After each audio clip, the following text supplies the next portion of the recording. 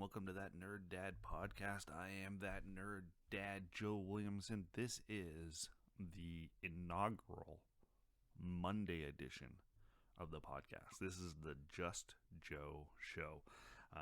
For those of you who have been kind of following along, maybe since its inception, I used to not do so much interviews, but I used to do kind of pop culture and quick hits, and I used to call it shit you may have missed and all that kind of fun stuff. That fell off when I wanted to keep the show kind of short, but still do an interview. But I have missed talking to you. I have missed the interaction. I have missed the pop culture and the politics and ranting and venting a little bit. So, Mondays are pretty good for me. So I'm going to record Mondays solo. Just Joe on Mondays. It'll be up on the podcast, not Instagram. Why did I say Instagram? It'll be up on the podcast locations as well as YouTube. And we'll have some fun with it. So, now that the formalities are kind of out of the way in terms of what the hell we're doing here, friendly reminder, love it if you hit subscribe. Wherever you're watching this, wherever you're listening to it, there's probably a subscribe or a thumb up or a 5-star or a spot to leave a comment and a review. It's greatly appreciated, and trust me, every single one gets noticed by moi. I tell my wife, and she goes, I don't care, and we both go on about our merry ways. So, let's get the show started. Are you listening? Damn.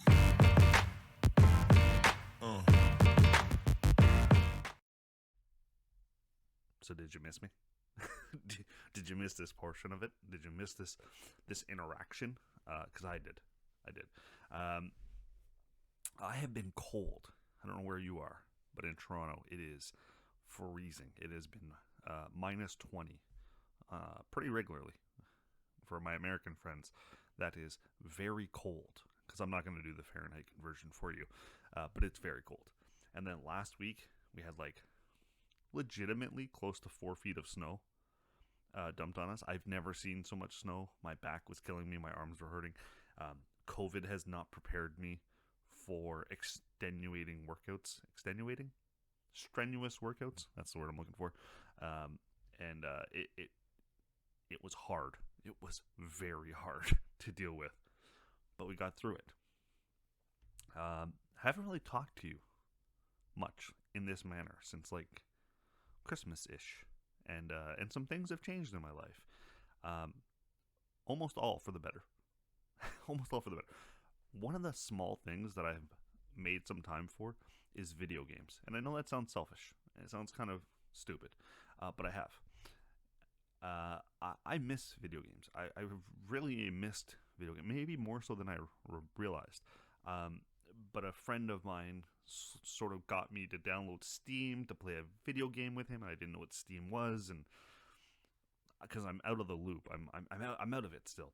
But he got me to download Steam, and then I realized I have access to all of these like next generation games. Listen, the last system I have in my household is a PlayStation 3, and even that has been collecting dust for years. So I have been out of the loop, although intrigued and wanting to play.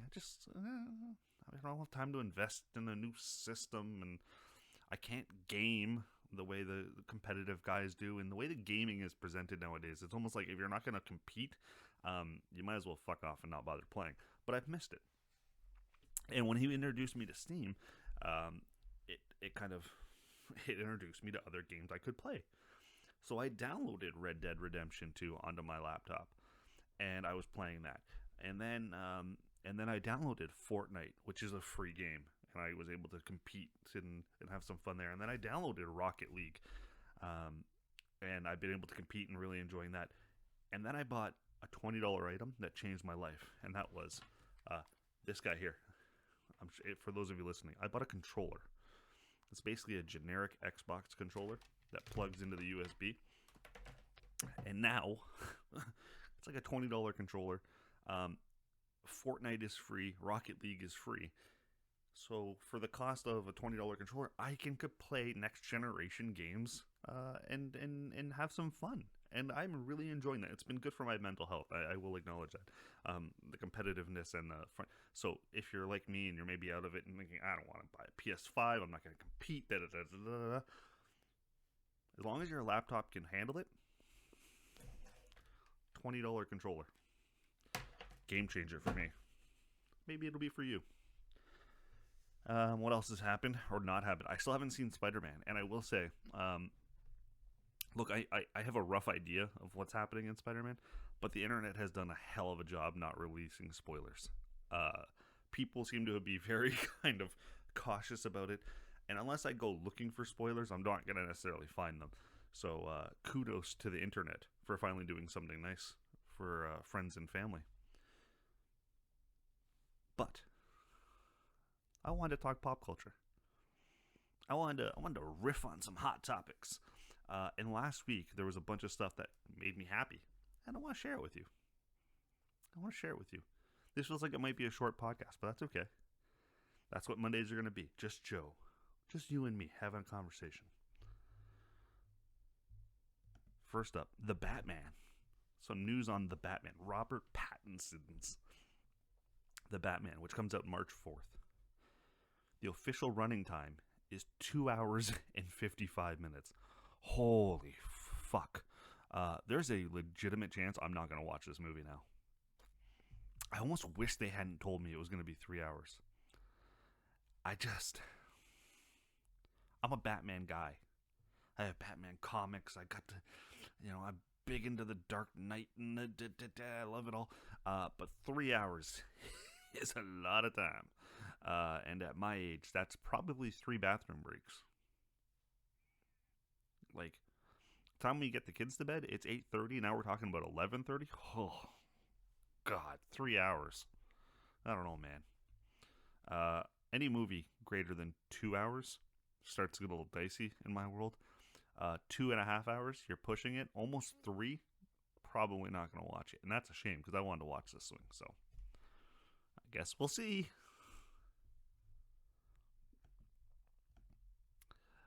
Nope, wrong one. That's the right one. There it is there. Some other news that came out last week. Daniel Radcliffe has signed on to star as Weird Al in a biopic. I love this news. I don't know why. This news makes me happy. This news makes me smile. Daniel Radcliffe seems like a really nice fellow. He seems like a good chap, as they might say. And to see him as portray someone as iconic as Weird Al just seems like a match made in heaven. And when you do this side by side, if you're watching on YouTube, you see the comparison there. It's pretty close. There's definitely some familiarity there.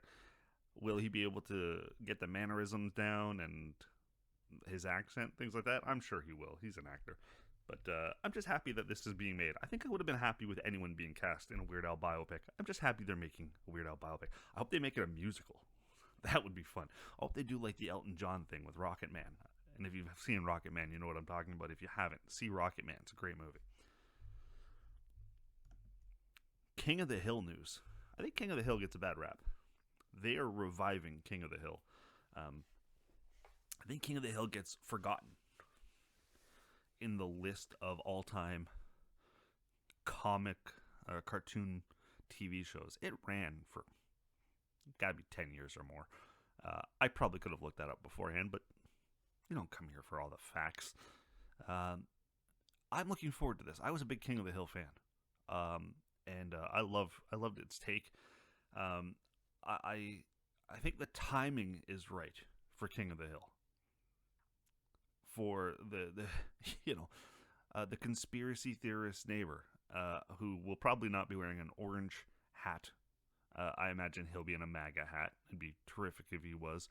Or maybe he'd be so deep state that he doesn't even think MAGA is real. And I just pictured, when I first heard this, I immediately heard Hank Hill talking to Bobby, or talking about Bobby. Oh, Bobby likes Biden.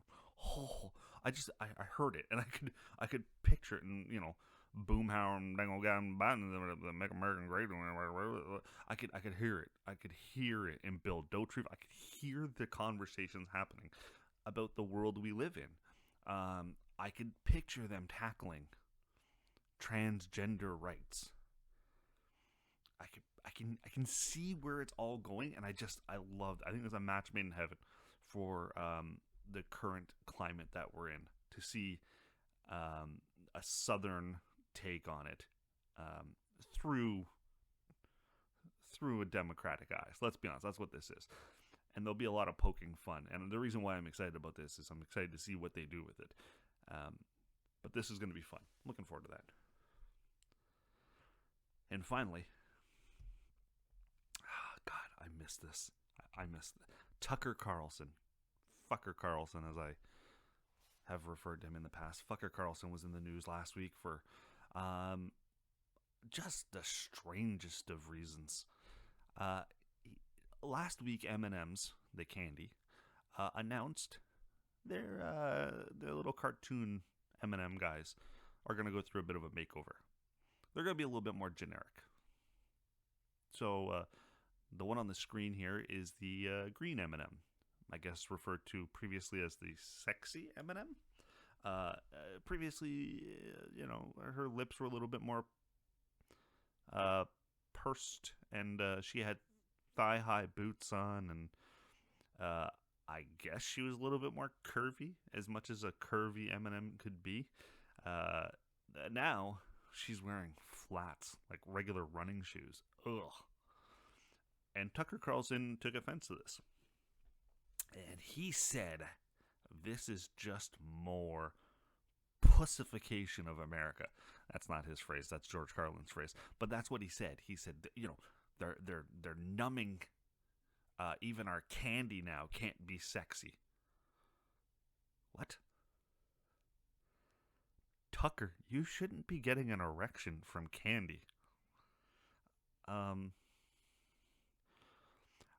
I know you think that this is part of the slippery slope, but I think this might be just to appeal to more kids, because they like candy and they don't find the attractiveness a selling feature. You must buy a lot of Mr. Big just because of that sexy name of his.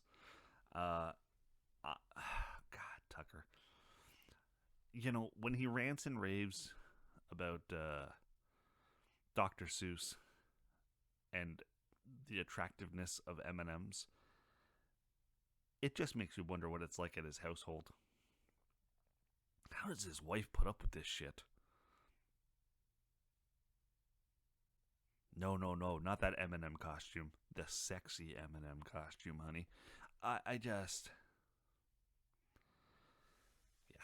not even gonna. I'm just working myself up here. I'm gonna let this one go. Anyways, that's it. That's the Monday show. Turns out it was only 13 minutes long. That's it. Game over. We're gonna start doing this again Mondays. The Just Joe show on Monday.